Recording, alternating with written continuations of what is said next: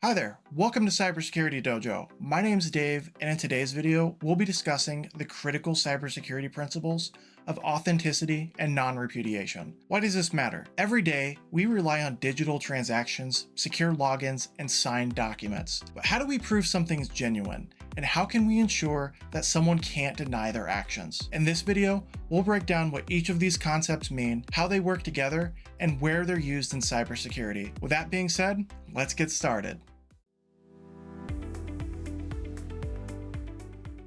First, let's talk about authenticity. Authenticity in cybersecurity means ensuring that data, messages, or identities are genuine and untampered. In other words, it's all about verifying that something or someone is exactly who or what they claim to be. A simple way to think about this is to imagine you're attending a concert or a sports event. When you arrive, staff members check to ensure your ticket's authentic, meaning it was issued by the event organizers and hasn't been duplicated or forged. And if someone tries to forge a ticket, they might get through initially, but through proper verification, like scanning a barcode against a trusted system, will expose the fake. Another example is a passport. When you travel, a border agent checks your passport against official records.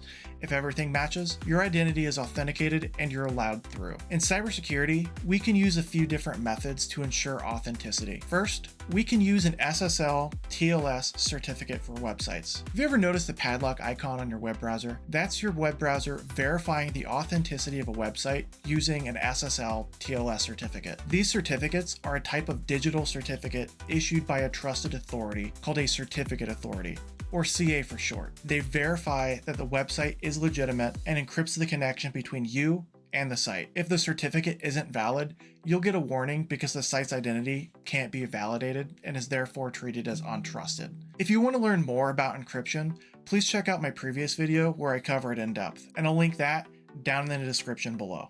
Next, we can use security mechanisms found in email headers to perform email authentication. Email spoofing is a huge problem. Attackers can send emails that look like they're coming from a trusted individual or company. To prevent this, we can use Sender Policy Framework, SPF for short, to prevent unauthorized senders from using your domain. We could also use domain keys identified mail, or DKIM for short, to ensure emails haven't been altered. We can also use domain-based message authentication, reporting, and conformance, DMARC for short, to enforce policies to stop spoofed emails. These three protocols help prove an email's authenticity and prevent phishing attacks. Lastly, we can ensure authenticity through digital signatures. When you download an application or software, your computer might warn you about unknown publishers. This happens because the software lacks a digital signature, a cryptographic method of verifying its authenticity and proving it hasn't been tampered with. Now, verifying authenticity sounds great,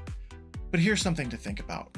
What if an attacker steals valid credentials or the private key for an SSL TLS certificate? If someone steals a website's SSL TLS certificate's private key or gains access to a trusted email account, they can still appear to be legitimate even when they're not. That's why authentication systems don't just check identity. They also monitor for suspicious activity such as logins from unusual locations, changes to key files, and other red flags that might indicate a compromise.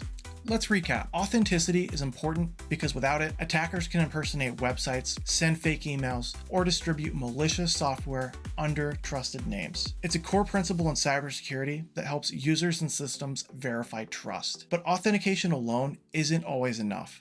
That's why cybersecurity goes beyond authentication and relies on behavior monitoring and other security controls to detect when an identity may have been compromised.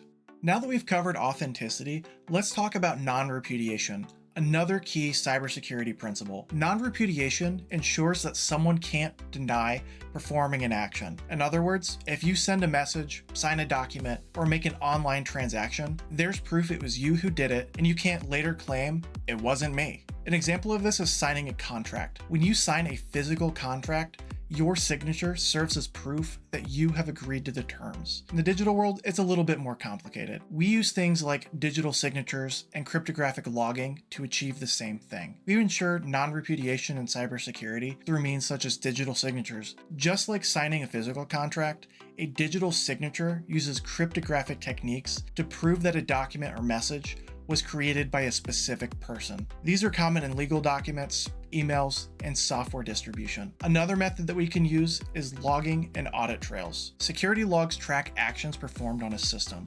providing a clear record of what happened, when, and by whom. These are essential in incident investigations and fraud detection. Next, we can use multi-factor authentication, or MFA for short. If you log into an account using MFA, it proves that you performed the action, since authentication factors like a code from your phone are unique to you. We previously talked about how digital certificates verify authenticity, but they also play a key role in non-repudiation, ensuring that an action like signing a document or sending an email can't be denied later. For example, when you digitally sign a contract, your digital certificate serves as proof that you, not someone else, performed the action, because the certificate is issued to you by a trusted authority, and you can't later claim you never signed it. Earlier, we talked about a compromised account impacting authenticity, so you might be thinking, what if an account's compromised?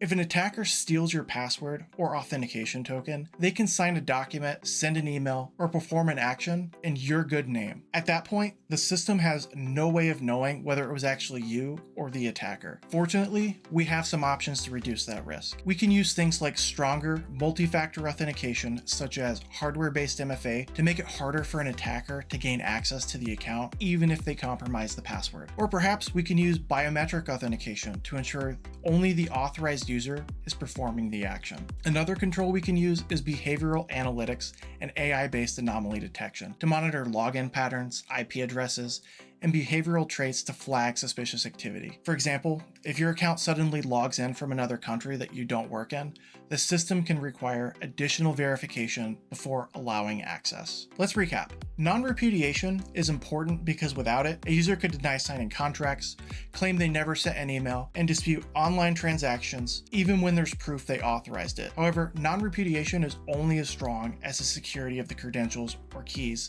being used to prove identity. If an account is compromised, we have to rely on additional security controls to determine whether the action was truly legitimate. Now that we understand authenticity and non-repudiation separately, let's talk about how they work together in cybersecurity. In many cases, authenticity and non-repudiation are two sides of the same coin. Both are necessary to establish trust and accountability in digital interactions. Let's take a look at a couple of examples. When you visit a secure website, your browser verifies the site's authenticity using an SSL TLS certificate, but that's only half the picture. Authenticity ensures the website is legitimate and not an imposter like a phishing site. Non-repudiation ensures that the website's owner can't deny they issued the certificate. Similarly, when you digitally sign an email or document, your digital certificate verifies your identity and ensures you can't later deny signing it, providing non-repudiation. Without both of these elements, attackers can impersonate users or forge transactions without accountability. Let's look at another example. Insider threats and fraud are a major risk in cybersecurity. A malicious insider might try to alter records, delete logs, or conduct fraudulent transactions and then later deny responsibility. By combining authenticity and non-repudiation, we can prevent this. Authenticity ensures only authorized users can access the system. Non-repudiation ensures that all user actions are logged, cryptographically signed, and can't be erased without detection. This means if a user modifies sensitive records or transfers funds, there's clear proof tying the action to their account, preventing them from denying responsibility. If you found this video helpful, drop a comment down below and let me know what cybersecurity topics you'd like to see next. And if you haven't already, hit that like button, subscribe to the channel, and turn on notifications so you never miss a new video. Thank you so much for watching, and I'll see you in the next one. Take care.